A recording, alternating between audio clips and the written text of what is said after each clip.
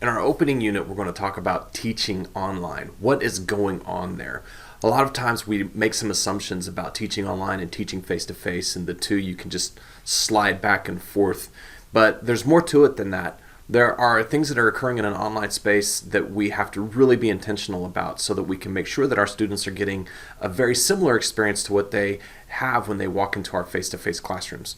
So we're going to talk about teaching online, what that looks like, what some good pedagogical practices are going to be, and some things that you should consider as you start developing your course to use in an online space. We're also going to talk about the tools that are available in D2L for you. D2L is constantly changing and trying to improve their platform, and so those tools update all the time as well. As a result, you need to be familiar with D2L, and we're going to talk about some of the key things that you can utilize.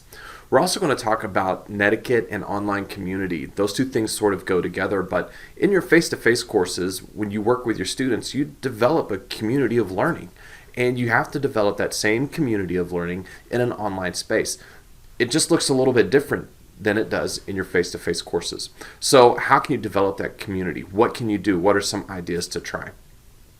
And then we're also going to talk about netiquette. Like, how do we respond to our students through the internet? A lot of times in our face-to-face courses, there's body language, there's tone of voice, there's the way and that you say something and the mannerisms that you use, and all of those visual cues are gone in an online space. So how do we account for that?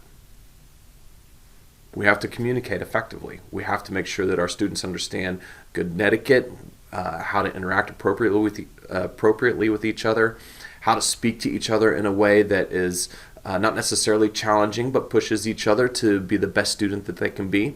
What their expectations for you can be. How will you interact with them through the internet, through these digital spaces? How quickly will you respond to email? What can they expect from you? And setting out those ground rules for everybody to understand and follow are some of the key things that we're going to use when we talk about netiquette.